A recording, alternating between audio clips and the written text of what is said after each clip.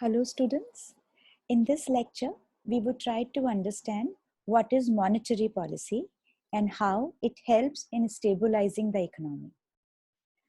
The economy of any country does not work smoothly all the time. There may be times when country suffers from recession and some other times it may experience inflation.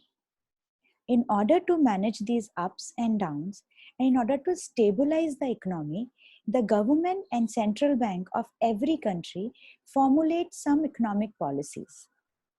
These economic policies of government and central bank covers the system for setting levels of taxation, government budget, money, money supply, interest rates, and many other things.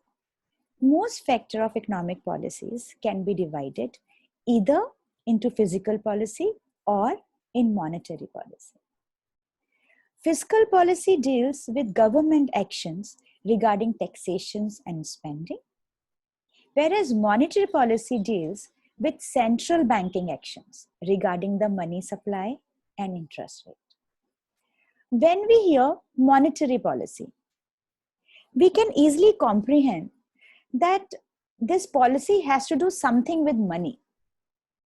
Who controls money and supply of money in every country? It is central bank of that country. And in our case, it is RBI, Reserve Bank of India. RBI controls money and regulates its supply in our economy. So we can say that monetary policy is formulated and implemented by the central bank. It is concerned with changing the supply of the money stock and rate of interest for the purpose of stabilizing the economy at full employment or at a potential output level by influencing the level of aggregate demand. We should understand that in developing countries like India, in addition to achieving equilibrium at full employment, monetary policy has also to promote and encourage economic growth in both the sectors, both in industrial sector as well as agriculture sector. Therefore, RBI have to consider some objectives while formulating monetary policy.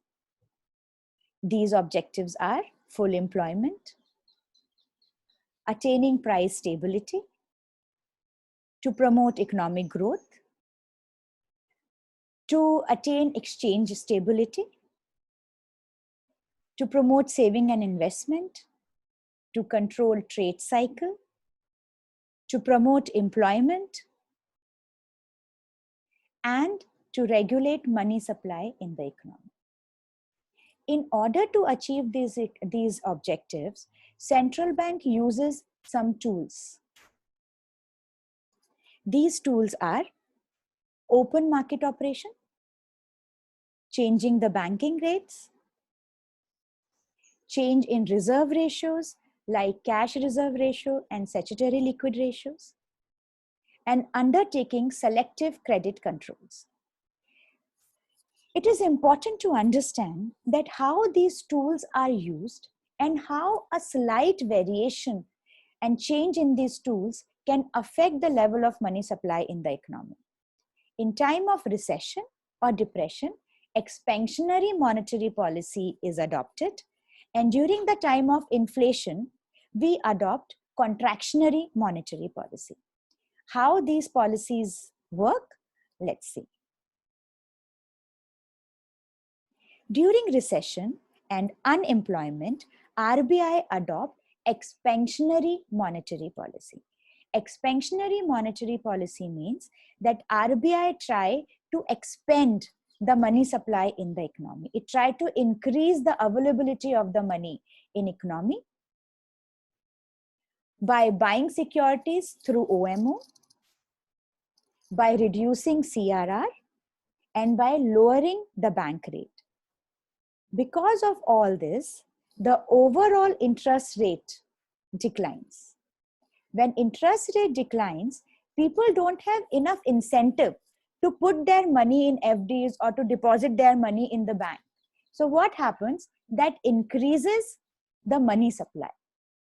When there is more money in the market, lot of new firms, new investments come, and they give more employment to the public. So general public have more money in their pockets, which results into increase in aggregate demand. Expansionary policy results into increase in aggregate output, which is the multiple of the increment in the investment.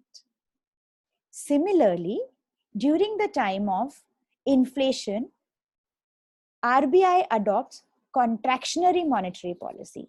Contractionary monetary policy means that RBI try to shrink the money supply in the economy. It try to reduce the availability of money in the economy. And they do it by selling securities in open market operations, by raising LRR, and by raising bank rate. So overall interest rate increases. With the increase in the interest rate, now people want to put their money in the bank. They want to deposit their money in the bank, and they deposit their money in the bank and they spend it less outside. The investment become less. So what happens? The aggregate demand declines. And when aggregate demand declines, the price levels are achieved and inflation rate falls. So this is what we have done in monetary policy. In the next chapter, we would try and understand what is fiscal policy. Thank you.